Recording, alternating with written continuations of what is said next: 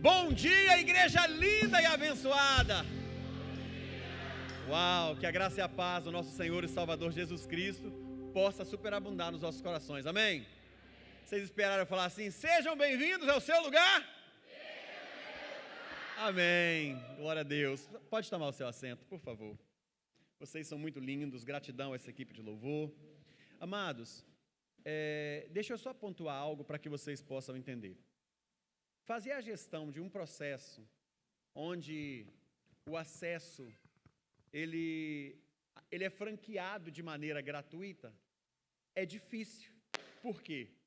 Nós temos uma demanda para podermos servir vocês da melhor maneira possível.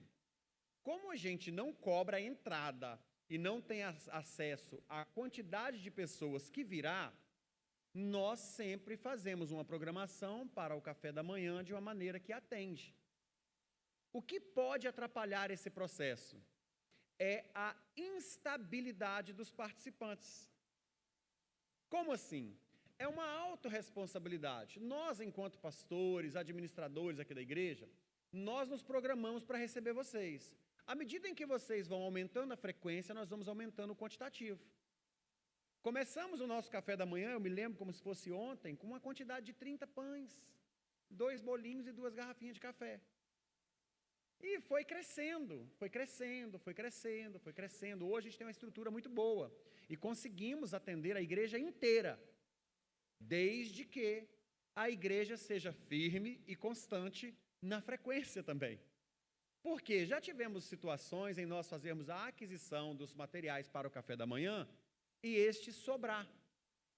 E aí o desperdício não é nada legal. Aí o pãozinho francês fica para a noite, aí a gente vai oferecer para as crianças, aí já não é isso, a gente já tem uma outra proposta para eles. Então, o que é importante? Primeiramente, eu quero pedir desculpa se de repente você nessa manhã ficou desprovido aí desse cafezinho da manhã que é tão abençoado. Por favor, nos perdoe. A nossa intenção não é por falta de amor, de zelo, de cuidado, e muito menos por sermos miseráveis, porque essa igreja é abençoada, é próspera e ela é generosa. Amém? Então, o meu pedido a você de perdão e desculpa em nome da igreja e um apelo para que, se você se comprometer de estar aqui no próximo domingo, desse jeito que essa igreja está linda, nós vamos ter café suficiente para você e para todos que vierem. Amém? Então, por favor, nos perdoe e já vamos nos programar, porque estamos crendo que com essa nova temporada de célula nós vamos avançar, vamos continuar crescendo, então vamos já fazer um ajuste novamente no quantitativo do nosso café da manhã para atender vocês. Amém? Amém, glória a Deus. Quero compartilhar com vocês uma palavra pastoral com a temática amor para servir. Uau! Pastor, amor para servir? Eu não sei se você já parou para imaginar, mas no nosso dia a dia, nós, de maneira bem rotineira, nos encontramos em algum momento fazendo algo para outras pessoas. E o que nós temos que ter em um nível de consciência é, quando estamos fazendo algo para outras pessoas, qual é a essência deste trabalho? Qual é o propósito desse serviço? Qual é o propósito de exercer essa função em fazer algo para outra pessoa? Por que você e eu nós temos que ter esse nível de consciência? É porque numa esfera profissional, nós fazemos algo para outras pessoas, amém? Numa esfera profissional, nós fazemos algo para outras pessoas que não tem nada a ver com servir. Uai, pastor, como assim? Na essência do que eu quero compartilhar com você de ser servo. Quando fazemos algo para outra pessoa na esfera profissional, nós fazemos uma prestação de serviço. Nós somos contratados, em alguns momentos, por termos habilidades, competência para aquela função. Em outras, somos contratados não tendo essa habilidade e essa competência, porque a organização acredita que vale a pena investir em nós, nos pagar e ainda nos desenvolver para que possamos, no futuro, ser aquele tipo de profissional que eles esperam no exercício da sua função. Quando olhamos para a realidade do reino espiritual e trazendo para a essência da igreja, quer você seja um voluntário, quer você seja o pastor, quer você seja um membro dessa igreja ou não, o cristianismo ele tem um propósito de fazer um resgate de um valor outrora perdido, e que nos dias atuais é cada vez mais difícil você encontrar pessoas, quer seja na esfera familiar, profissional, cultural, dentro da sociedade e até mesmo na igreja, pessoas com uma essência de servos do Senhor. Quando vamos olhar para essa questão de amor para servir, podemos nos atentar para o que a Bíblia nos diz. Deixa eu pegar aqui, 1 Pedro, se você puder jogar aí para mim, capítulo 4. É tão bom, meu Deus, olha, o texto não está aqui, eu escrevi o texto, mas não botei a referência. Eu fiquei aqui, Jesus, onde é que está? Não está. Ele falou, agora você vai falar onde está. 1 Pedro, capítulo 4. Se tiver na tela para vocês, eu vou ficar grato. É porque como eu fui pegar na versão na linguagem de hoje, aí eu trouxe a versão e não coloquei a referência. 1 Pedro, capítulo 4. Amém. Glória a Jesus. A partir do versículo 7. Olha que texto lindo. O fim de todas as coisas está perto. Sejam prudentes e estejam alertas para poder orar.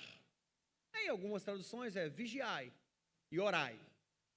Acima de tudo, entretanto, sabendo disso, tendo essa consciência, observem esse detalhe antes das outras coisas. Acima de tudo, amem sinceramente uns aos outros, pois o amor perdoa muitos pecados. Hospedem uns aos outros sem reclamar. Sejam bons administradores dos diferentes dons que receberam de Deus.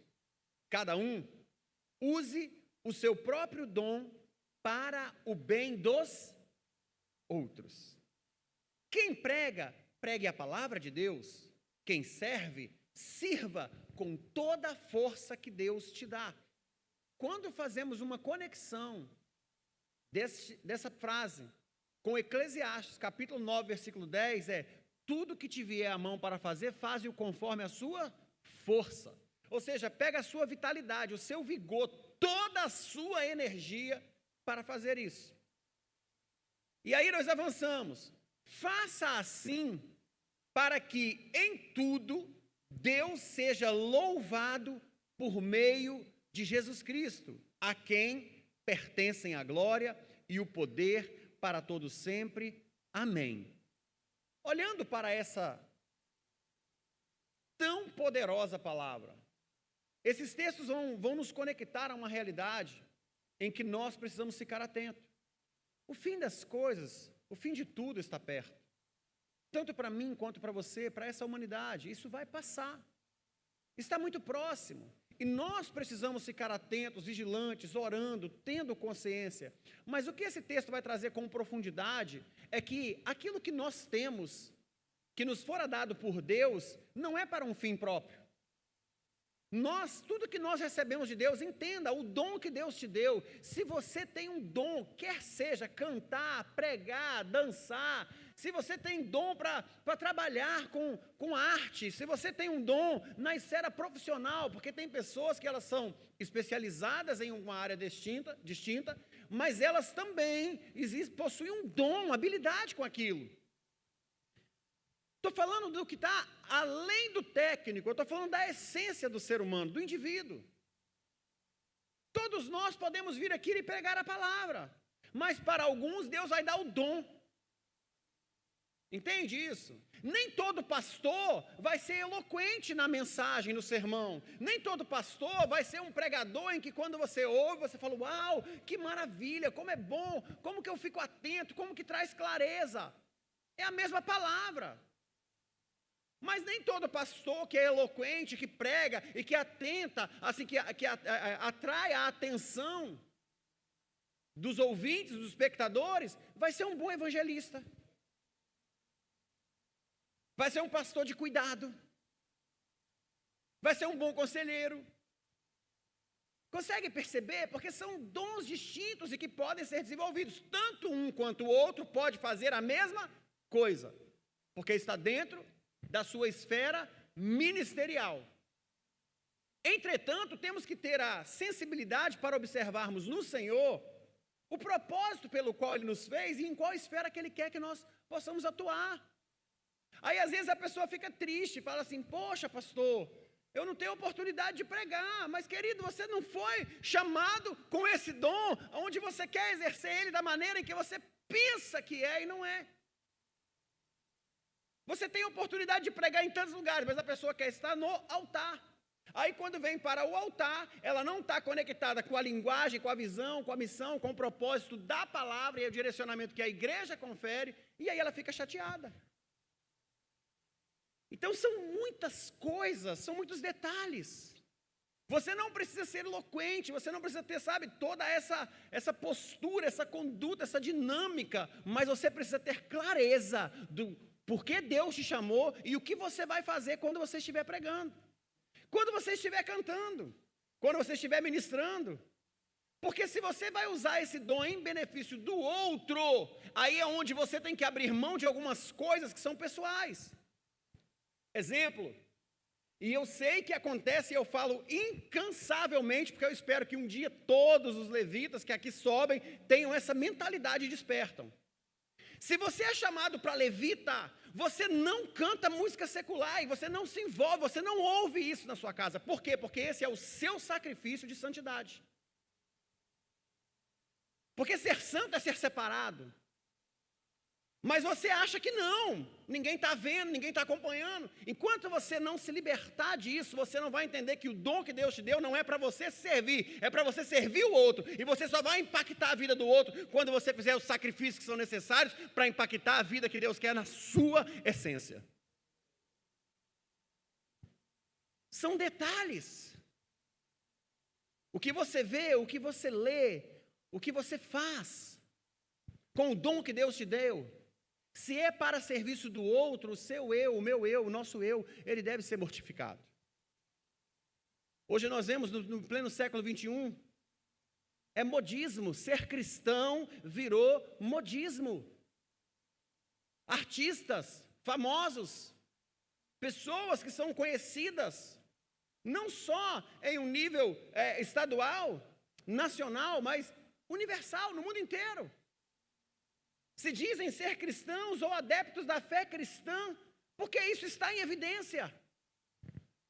Entenda, tem uma coisa que não está em evidência, mas que está, sabe, arrebanhando muita gente, é ir morar no inferno. Isso não está em evidência. Mas as pessoas não estão preocupadas com isso. E quando nós começamos a olhar isso, por que eu vou me adequar a uma realidade que é cultural e social apenas para agradar pessoas, se me confere agradar a Deus? Se Deus me chamou para isso, qual o dom que você tem e que talvez você não está usando da maneira adequada porque você quer usar em seu próprio benefício? Então, servir em amor tem uma série de particularidades.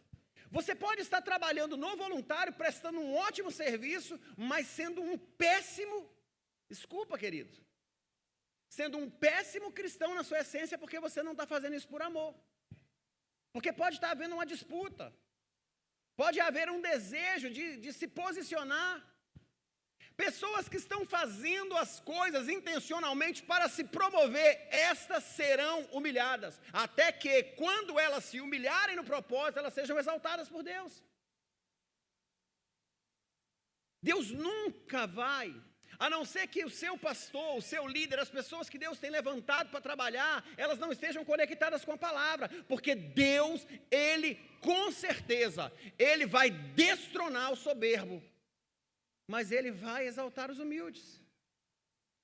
E aí, às vezes, você pensa que não, Deus me dá direção, querido, sobre muitas questões, com as limitações, apesar de quem eu sou. Às vezes a pessoa fala, pastor, eu não entendo. Eu falei, se você não entende o que está passando na cabeça de um homem, é porque você ainda não tentou prescrutar, se aproximar do que há no profundo de Deus, que quando Deus falar com você, vai acontecer no físico.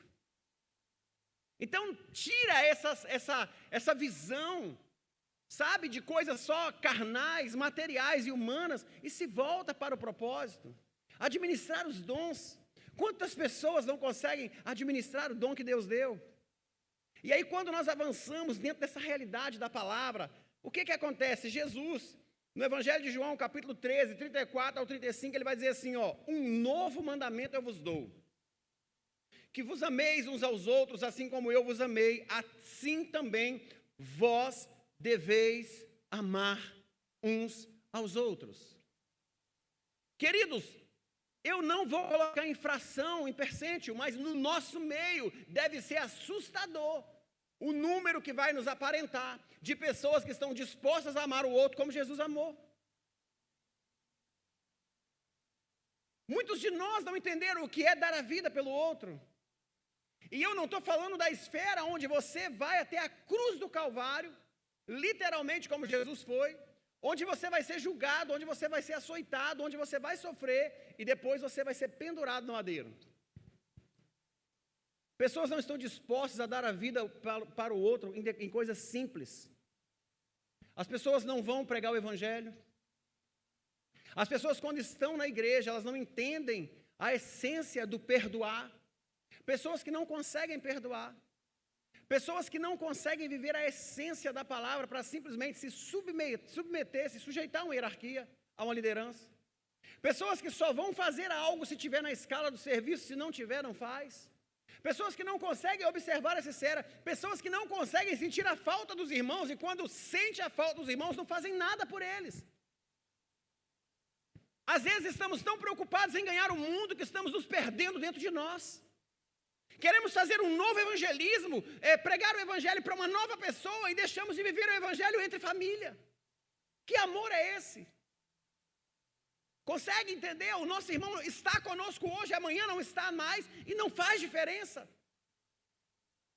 O nosso irmão hoje está trabalhando, aí você encontra uma dificuldade por causa do caráter dele, ou quem sabe por causa do seu caráter, e aí você prefere romper. Você prefere andar na direção oposta, você prefere que ele vá para um outro grupo, você prefere que ele não esteja aqui. Que amor é esse? Amor para servir.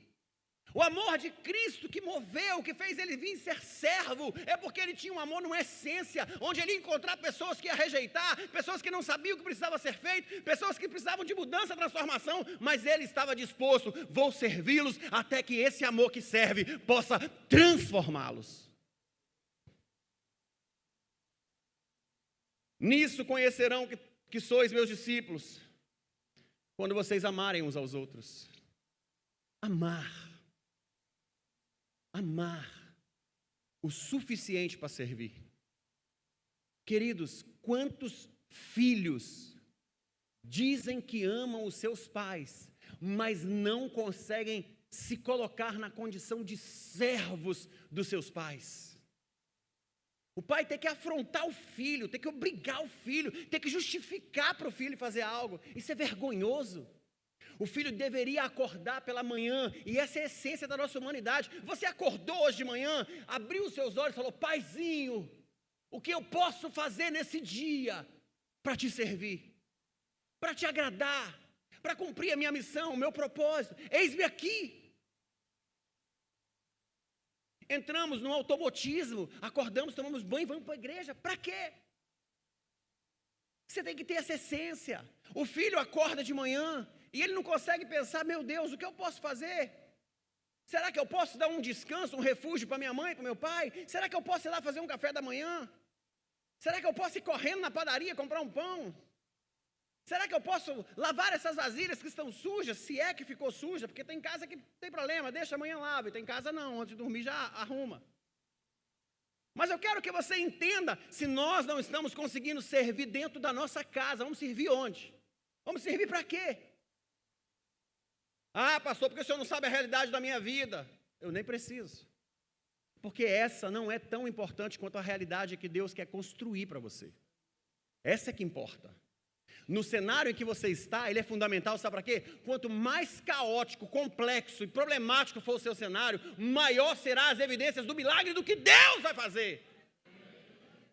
Você acha que é no tudo normal?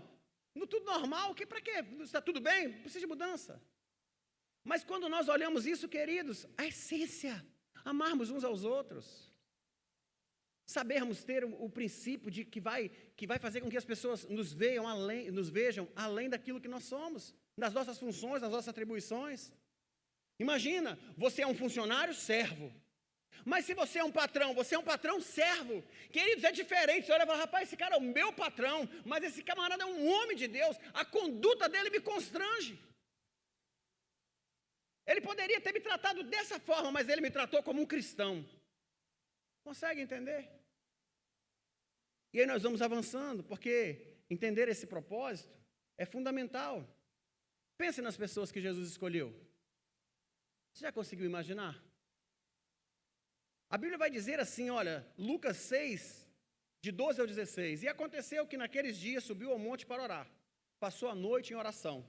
E quando já era dia, chamou para si os seus discípulos e escolheu dentre eles 12, a quem também lhes deu o nome de apóstolos. Até Lucas 6, você vai observar Jesus fazendo a sua obra, cumprindo a sua missão, pregando o evangelho, curando os enfermos, atraindo milhares e milhares de pessoas. Em cada momento tinha multidões, sedentos, famintos, necessitados. Quando Jesus vai falar no Sermão do Monte, o Sermão do Monte é lindo, é para você, é para mim. A gente tem que pegar Mateus capítulo 6, Mateus capítulo 5, 6, 7, e dar uma, aprofundada nesse texto. Ele vai falar dos que são famintos, ele vai falar dos pobres, ele vai falar de tantas áreas das quais nós nos encaixamos nelas, e nós não conseguimos saber. As bem-aventuranças para que nós possamos ser. Ei, você está querendo ser feliz? Deixa eu te explicar, o Senhor quer que você seja bem-aventurado. Bem-aventurado é mais do que feliz é aquele que, é isso. Quer ser feliz? Viva nas regras desse mundo. Mas ele diz, bem-aventurado, ele está dizendo, mais do que feliz é aquele que. E aí ele começa a trazer as narrativas dos pontos em que vai tornar você um homem mais do que feliz, uma mulher mais do que feliz, em uma pessoa bem-aventurada. Uma pessoa bem-sucedida, uma pessoa que já logrou êxito, que alcança, o ápice, que alcança o objetivo, que chega onde precisa chegar. E aí quando nós olhamos para essa verdade, Jesus atraía milhares de pessoas, mas ele também faz uma escolha. Agora preste atenção, Jesus passa a noite em oração, ele desce, ele olha para a multidão agora, e ele vai separar, no meio da multidão, 12 pessoas. Você sabe o que eu acho interessante nesse ponto? E aí, humanamente falando, eu fico apaixonado por Deus e pela a sua forma de lidar conosco, com a nossa humanidade. Eu tenho certeza que no meio daquela multidão, Jesus teria pessoas muito melhores do que os 12 discípulos que ele escolheu. Eu não tenho dúvida. Mas o nosso Deus não faz nada de maneira aleatória. E isso é feito dessa forma para que eu e você possamos ter a compreensão do que é servir no reino de Deus dentro de um propósito que é maior do que o nosso.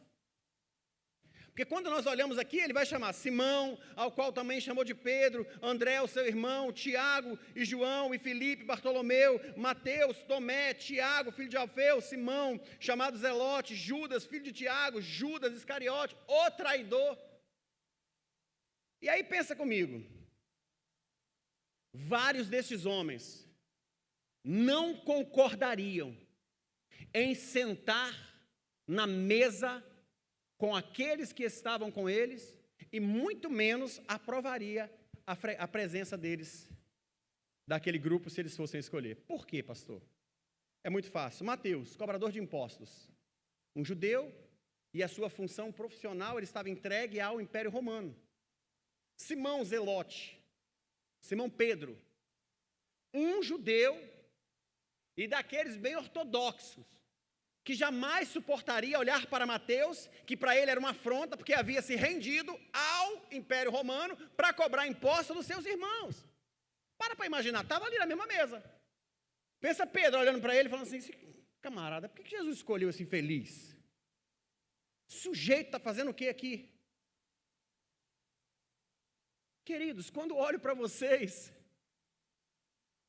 quando nós olharmos uns para os outros, só tem uma coisa que deve sobressair: o amor. Não fora isso, não seremos capazes de cumprir e viver a realidade do Evangelho, nem aqui, nem em outro lugar. Amor para servir. Agora, pastor, que amor é esse? O apóstolo Paulo se esforçou para trazer algumas características e que eu acredito que devem ser observadas. 1 Coríntios capítulo 13, versículo 1. Ainda que eu falasse todas as línguas que são faladas nos céus e na terra, se eu não tivesse amor, as minhas palavras soariam como o som de um gongo ou como um sino. Eu poderia ter o dom de anunciar a mensagem de Deus, isso que eu estou fazendo, preste atenção. Eu poderia ter o dom de pregar a palavra, ter todo o conhecimento e entender todos os segredos e ter tanta fé que até pudesse remover as montanhas de um lugar para o outro, mas se eu não tiver amor, isso não serve para nada. Você é pregador itinerante, vem pregar, e você vai lá e prega, e o reboliço acontece, e o negócio. E o amor? Assim vai se esvair a sua glória como a relva do campo. Queridos, o apóstolo Paulo fala assim: olha, eu me esforço para que eu pregando o evangelho, eu mesmo não venha a ser o quê? Reprovado. Se não tiver amor, você pode ter o melhor sermão, você vai ser reprovado. Você vai servir no voluntariado, você vai trabalhar, você vai vir para cá mais cedo, mais tarde, vai limpar a igreja, vai lavar o banheiro. Se não tiver uma intenção proposital de amor, é em vão. É em vão. E aí nós observamos: eu poderia dar tudo o que tenho, até mesmo entregar o meu corpo para ser queimado. Ele está falando, preste atenção, quantas pessoas estão na essência de: não, eu sou capaz de morrer igual Jesus. Morrer igual Jesus, é só você viver igual Ele. Porque o que levou a Cristo até aquela morte sacrificial, de tanto zelo, de tanto amor, de tanto cuidado, que proporcionou a nós a glória de vê-lo na redenção do terceiro dia, na sua ressurreição do terceiro dia, é o que levou Ele. Não foi o sacrifício de tolo, mas foi o amor que Ele teve, inconstante e imensurável pelos tolos. Porque nós éramos tolos, errantes, perdidos desse mundo por não contemplarmos a glória do nosso Senhor. Nós o rejeitamos a nossa vida inteira até nos encontrarmos com Ele. E o texto é muito claro: se não tiver amor, queridos, nada adianta. Mas então que amor é esse? O amor que é paciente, o amor que é bondoso, o amor que não é ciumento, o amor que não é orgulhoso, o amor que não é vaidoso. Queridos, quantas vezes nós não temos paciência com os nossos filhos? Somos intolerantes com os nossos maridos, com as nossas esposas. Somos intolerantes com os nossos pais. Não suportamos algum parente, algum familiar. Mas estamos dizendo que somos cristãos. Entenda uma coisa: o amor do Pai precisa aperfeiçoar em nós, para que sejamos aperfeiçoados nele. Um amor capaz de servir nessa essência. Egoístas, buscamos nossos próprios interesses. Se é um time de voluntário, eu quero os melhores para que o meu time sirva melhor do que o outro. Meu Deus! Pensa comigo. A minha equipe faz melhor, ou a minha equipe tem que fazer melhor do que quem? Melhor do que o outro? Seja melhor do que você mesmo. Faça hoje melhor do que ontem, amanhã melhor do que hoje, e assim até você alcançar a excelência, diminuindo, sabe, essa soberba altiva que existe da sua humanidade. Não fique irritado. Qualquer coisa eu não dou conta. Esse grupo, esse ministério, esse departamento, essas pessoas, onde nós vamos parar? O que vai ser disso? O que vai ser daquilo? Corações cheios de mágoas. Estou magoado, estou triste porque falaram, porque disseram, porque não falaram, porque não disseram. Estou triste, estou magoado porque fizeram isso. E estou triste, estou magoado porque não fizeram isso. Consegue entender? O que nos falta? Amor para servir. Servir a Deus. Amor suficiente para amar a Deus, amar as pessoas e servir a todos. Quem ama não fica alegre quando alguém faz alguma coisa errada, mas se alegra quando esse alguém acerta. Quem ama nunca desiste, porém, suporta tudo com fé, com esperança e paciência. Um amor para servir. Essa é a palavra para essa manhã.